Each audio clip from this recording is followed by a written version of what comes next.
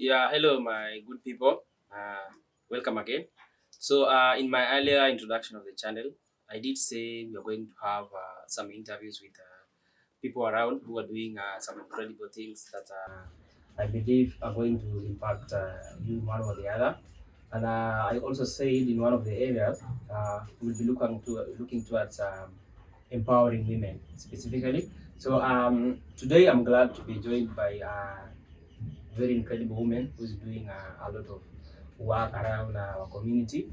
I believe her work and actually progress will actually inspire a lot of people watching this content or actually people around Kakuma.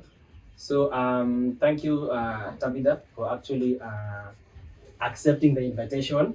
And yeah, we're here. So actually, let me let you introduce yourself, and so that my audience can be able to. Okay, so hello audience. My name is Tabitha Wanjira Maina, but most people know me as Wanjira Maina. So I'm a female entrepreneur based here in Kakuma. I live in Kakuma town, but my work mainly focuses with working with communities outside Kakuma town. So you'll see me in Kakuma camp, and you also see me in Kalobeyei, and you also see me in the villages where the host community live. You said you are an entrepreneur. What do you do? And actually, what is the name of your enterprise? Thank you very much for that question. So I run a social enterprise called IconnectKenya or icoke. So with icoke, what we do, we are a media organization that normally focuses on empowering communities through sharing information, organizing events mainly to promote creatives and also entrepreneurs based in the locality, and also building their capacity. So we train people, especially on digital marketing, because we believe there's a very big need in the Kakuma market in terms of how people can be able to distribute their services and also the products that they make. Because this was informed by me being here. I think this is my almost 8th year in Kakuma, and I have worked with the local organizations around that mainly focuses on upskilling and also building people capacity in terms of vocational skills, digital skills, and also artisan skills. So I found that within this locality, there are so many people who have skills. There are so many people who are producing items, but they lack a market where they can be able to sell these items. So we thought with my team, is it possible for us to create a platform that can sell this product? And is it possible to create an online platform where we can share information with people? And that's what we do at iConnect Kenya. Yeah, thank you. I think that's really incredible work you're doing because personally, I think I'm actually in my channel. I speak about youth unemployment. It's something that is really on the rise and it's affecting many youth because especially in terms of mental health. Because of course, being a young person and not earning anything is really stressing. And I'm glad you guys are doing something in that. In terms of progress, So okay, specifically, tell us which year did you start? Of course, you've already covered why you started it. Tell us when did you start, and I mean, what is your progress now? How is it going generally? Okay, so the journey I would say has been good, because we started the initiative in 2021, end of 2021, but we didn't get registered until in the year 2022. And this is also another challenge that I came to find in Kakuma, that there are people already who are running different initiatives, but they are not registered. And without registration, it's really hard for them to access opportunities within, because even when it comes to working with the organization, they'll ask you, are you registered? And at the end of the day, what I have realized is that, for people to trust you, you have also to have the right documentation. And documentation right now is everything. So, are you registered as a business? Are you registered as a company? Are you registered as maybe a non-profit? Or what type of registration do you have? And with us at at iConnect, we have tried to make some milestones. And some of these milestones includes trying to collaborate with local artisans in the locality. For example, we have a collaboration with one of the local fashion designer based in Kalobeyei. Her name is Adele. And Adele was a dressmaker when we started working with her, but right now she has grown to the capacity of her becoming a fashion designer and also someone who is specialized in making bags. So she makes bags, Ankara bags, and also leather bags that we help her market and sell. So at the end of the day, when we started working with Adele, she only had 2 sewing machines. Right now, she has about 8 electrical industrial sewing machines that she's using, because we were able to give her 2 electrical industrial sewing machines, and she was able to create opportunity for other people inside her workshop, because she already had a workshop when we met her. And through that, organizations have chipped in also to promote her business and to expand it, because now she's creating opportunity for other people like her. She's training people in the same, and also she's producing items that are needed here in the locality. So you find that for us, apart from doing that, we also work on storytelling. Storytelling is a big aspect in our work, because we believe that there are incredible people who are doing incredible work here, but then they lack a platform to be seen and to be known. So we do documentaries, we write stories about people, and also we give them a platform to showcase the products and the services that we offer.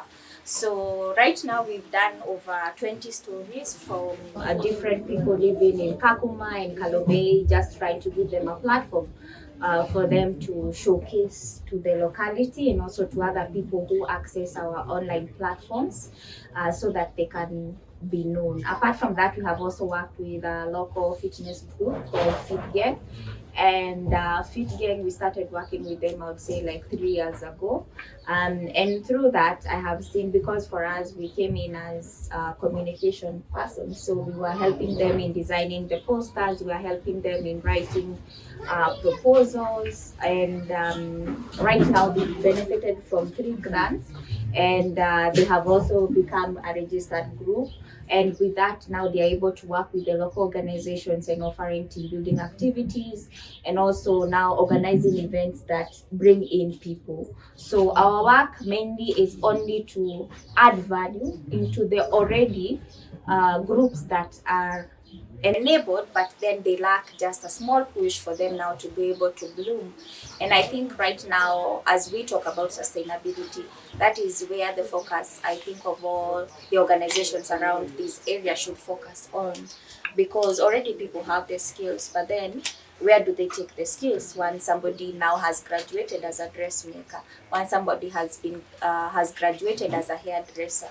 How do you translate that into making products that can be sold not only in Kakuma but also be sold outside Kakuma? So we have so much to do yet, I believe, but then this, we plan to do it in different phases, working with one group at a time until we feel they've gotten to an area where they are now stable and they can be able now to pick themselves up and also be able to create opportunity for other people. So yeah, thank you for the incredible elaboration on what you do, and of course, I'm glad to hear that you guys are doing well, and also you're empowering people.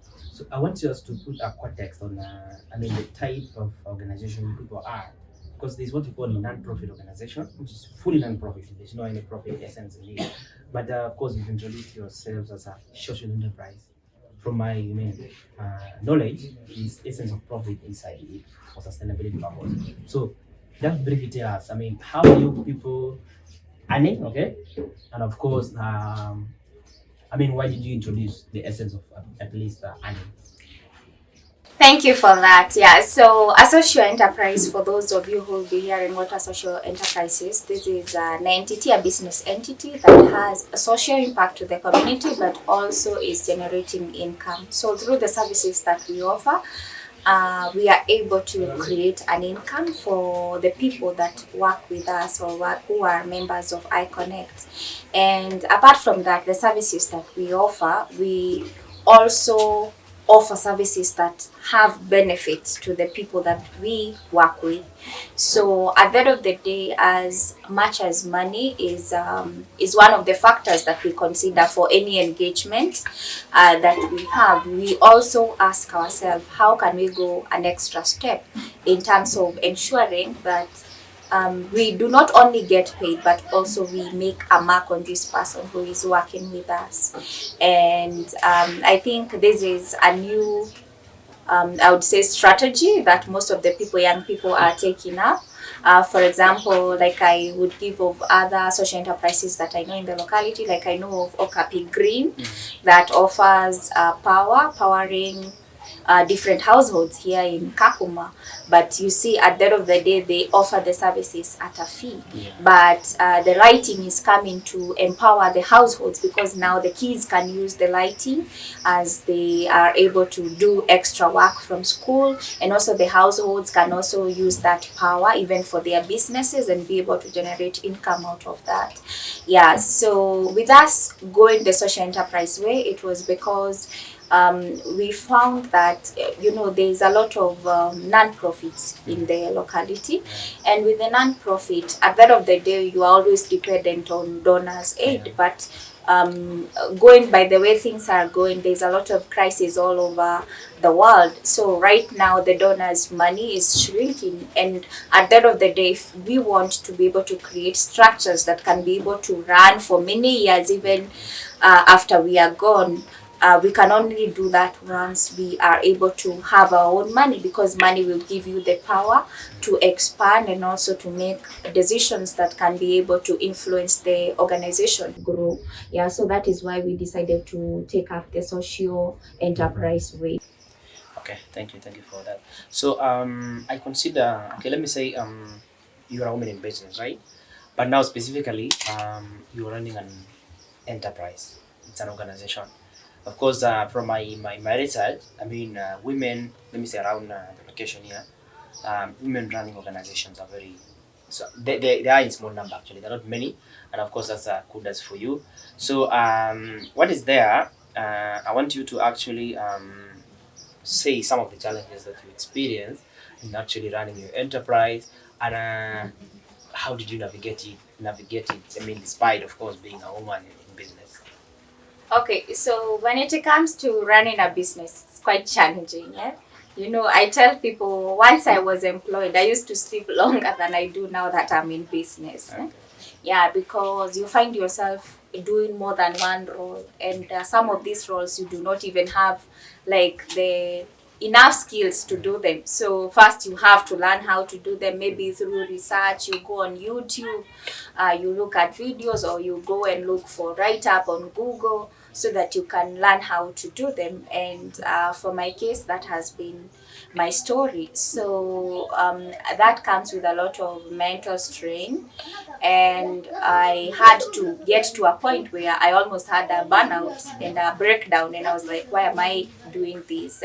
So if I'm not in a position to run this well, then at the end of the day, everything that I'm trying to build will just crumble. But then I also decided, okay, I need to make time to make money, but also create time also to rest, because rest and money is also important. You have to learn how to keep that balance.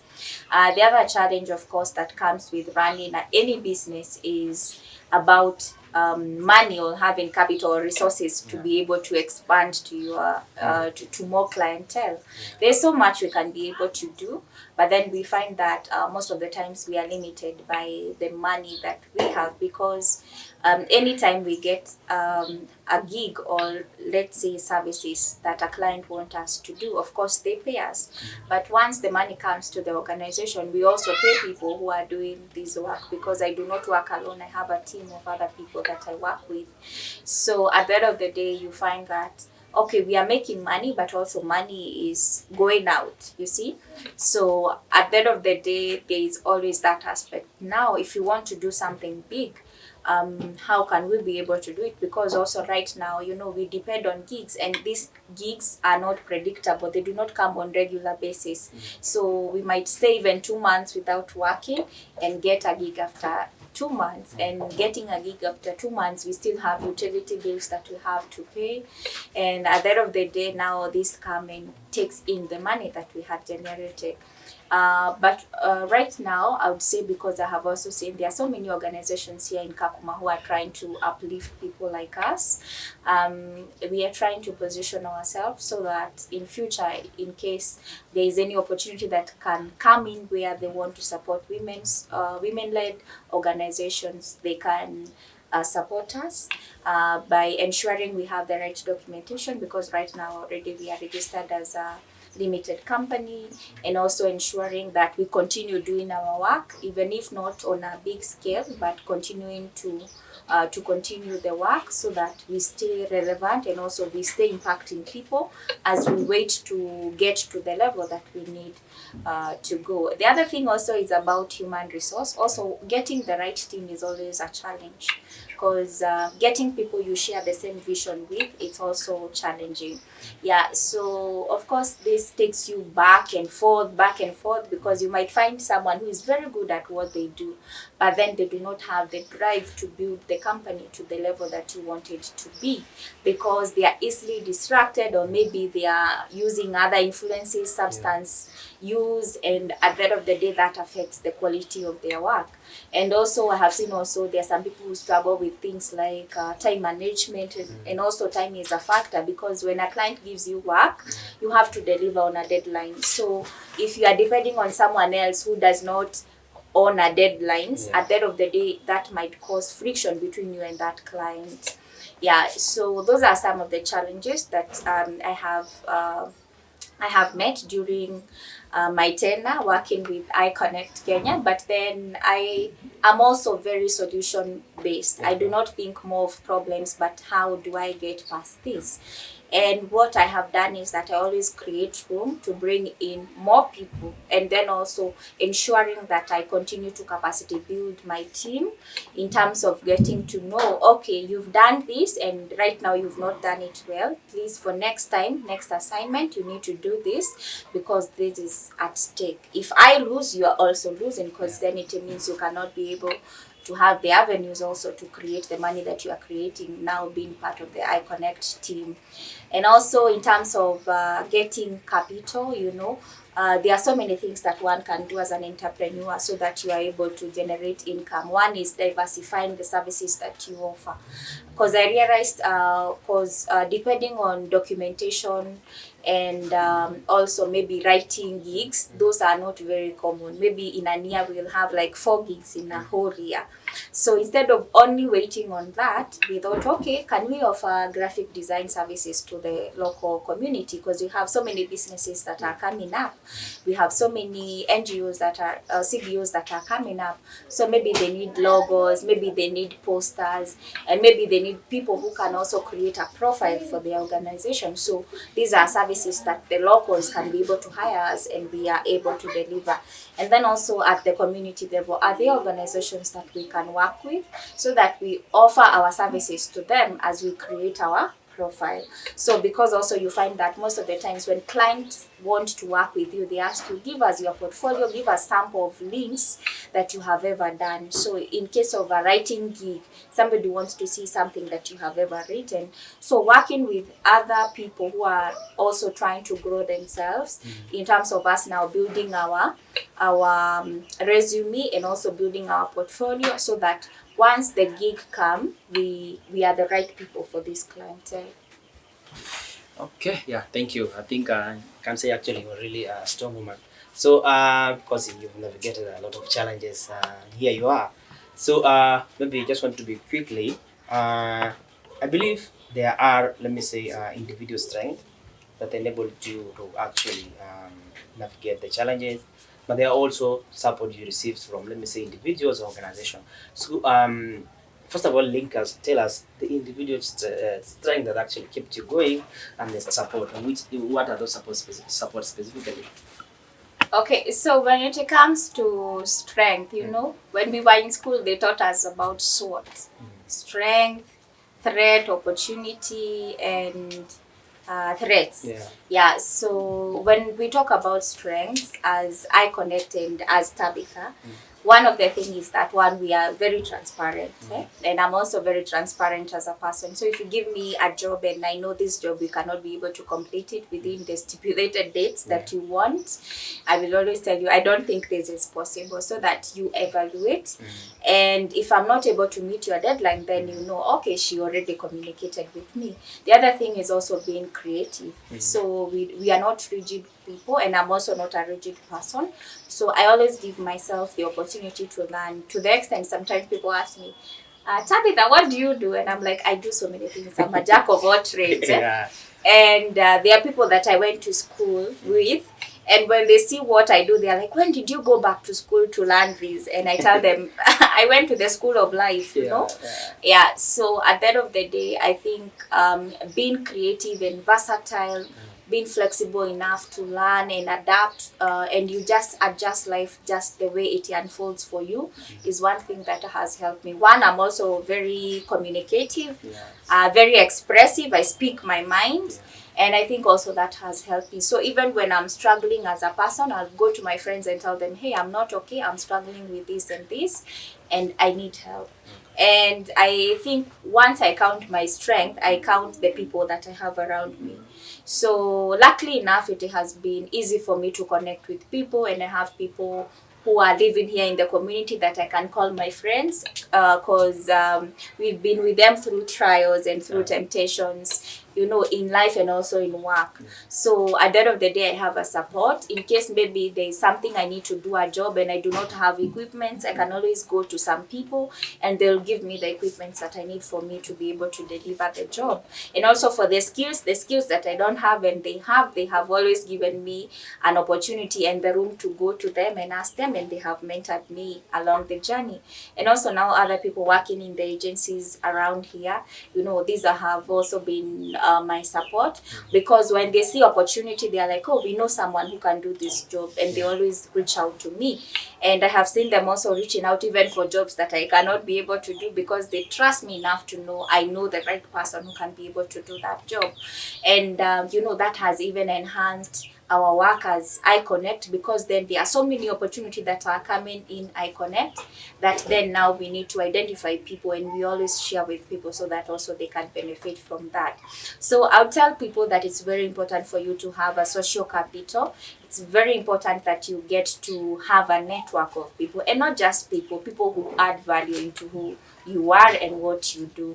And also people you can look up to as your mentors, because also women, I think some of the times we are not aggressive enough or ambitious enough, because we do not have people who drive us and people who give us the encouragement for us to know, okay, I'm at this level, but it's possible to get to this level. You see, you have to see someone who looks like you, in terms of where you are coming from, because most of us, we come from humble backgrounds, you see. So getting to see people who have been able to overcome that and have been able to become someone. Yes. Yeah, thank you. So, I've learned a lot, but what I want you to take away from what you just said, okay, as a human being, you have your personal strength. So actually, try to know what are your strengths, because they'll help you navigating a lot of things. And of course, you said there is a lot of support around. People are willing to support individuals or even agencies. So always, seek help, of course, and then lastly, this is what is called continuous learning. Of course, some things you don't need to always look for someone. There are things you can learn. I mean, the world is now. There's YouTube, there's Google, do that. So another thing. Okay, now as a world, I mean, the world is going towards equality. I mean, that's like achieving equality among the human race. I mean, all the different groups, and of course, as human, we do have different groups, and some groups happen to be left behind in one reason or the other. Some groups happen to be ahead of others. So basically, of course, there's this what we call women empowerment. Of course, I mean, we actually let me say recognize we as men are more far ahead than women in terms of, let me say, everything, business, leadership, I mean everything. So now I personally think there are many opportunities they are specifically targeted in bringing up equality. I mean, between men and women, having more women in business. Okay, so now I want you to tell us actually, are there opportunities? Let me say, you got okay, that are specifically linked to being a woman. Okay, of course, there's no harm, but of course, I know they're there to actually bridge the gap, as I've said. Yeah. Yeah, of course, there are so many opportunities that I have gotten because I'm a woman. And I tell people, please take advantage of your status. Yeah.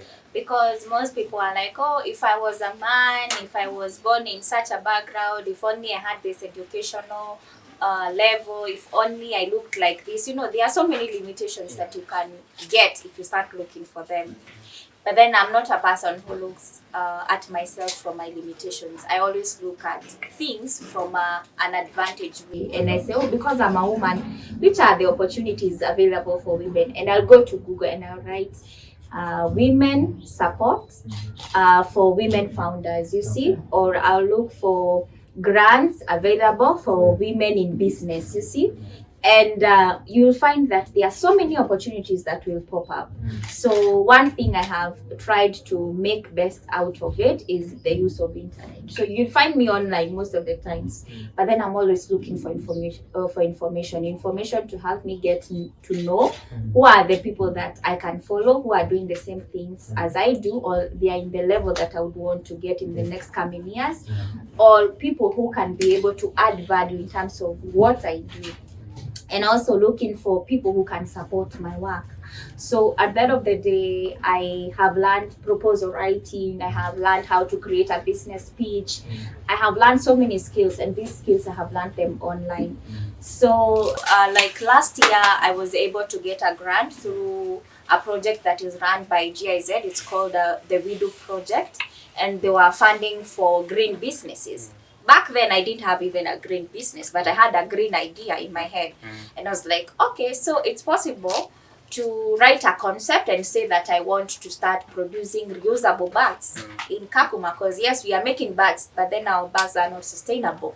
So can we make now sustainable bags that are made of cotton, that people can use even to shop instead of using the non-woven options? So, and they found that idea and they gave us a grant of $500,000, you see? So at the end of the day, that's the money that we were able to use and to be able to buy the industrial sewing machines and also to buy more materials so that we can continue with the production. Yeah, so at the end of the day, I would say most of the times when you're looking for opportunity, don't say, oh, but I'm not doing this. You just, if you have an idea, that is good enough. So work with your idea, look for people who can support you with your idea, and then now move, scale up a day at a time. Yeah. Yeah, thank you for elaborating that. Okay, I think we are at the end of the interview, but I want you actually to tell us your final words. I mean, for women out there, of course, who let me say don't have the courage actually to pursue let me say their dreams either in business or in whichever area is in there. What can you actually tell them in terms of going for it and in terms of opportunities available for women out there? Okay, so my message to any woman who is going to watch this video is that out there are so many opportunities that you can take advantage of. And just like I have said, make Google your friend. Also, talk to women who inspire you, talk to women who can mentor you, talk to women who can be able to hold your hand when you do not have the strength. And the thing is, you do not have to start something and do it perfectly. Even the best player, we can talk about right now, even Kipchoge, one day he was just an amateur. So at the end of the day, your journey starts once you agree and commit to start. And this drive can only come from you, because once you start moving, people get to see and you get to inspire people along the way. And then you also become someone. And I think everybody has something special that they can do. But that you can only get once you start doing what you believe that you can do. It might start with a small voice inside you, but if you listen to that voice and you commit yourself along that journey, you'll get reward. And my final message to you is that no matter what you want to start, do it afraid, do it with fear, do it shaking, do it with uncertainty, but just do it, because once you do it, you do not look like somebody who has never started. Yeah, thank you so much. Yeah, thank you, Tabitha. I think you said we are at the end of the interview, and of course, I think I mean the session was for my audience, but I will actually be honest that I've learned a lot, of course, from what you're doing, and yeah, what you just said. So to my audience, definitely, I think yes, the content was aimed for women, but if you can see, it's actually for anyone who want to follow actually, I mean, their goals or maybe build a business or a company. Yes. So yeah, they actually took a lot of time to bring her here, of course. And as you can see, she's speaking with passion, you know. So don't actually watch this as a fun. Take a lot of words from her and actually implement it. To a woman there actually. Yes, as I said, the world is moving towards equality. We need you actually there. We need more women in business. And for the fact, I mean, research has shown women handle money better than men. Okay, when, for example, in a home, most of the time you see families give their money to women, okay, and even women handle businesses better than men. So with that, I think that has been proven by research. So please go for your business idea, go for your company, and of course, yeah, we will celebrate you when you're there. So thank you guys, and of course, share the content, of course, with others there who are not connected to me, and of course, drop your comment of what do you feel actually about this video, and of course maybe in few times when you are able to start I mean whatever business you want to start, let also us know how it's going. Otherwise, thank you, and yeah, be blessed. Nice.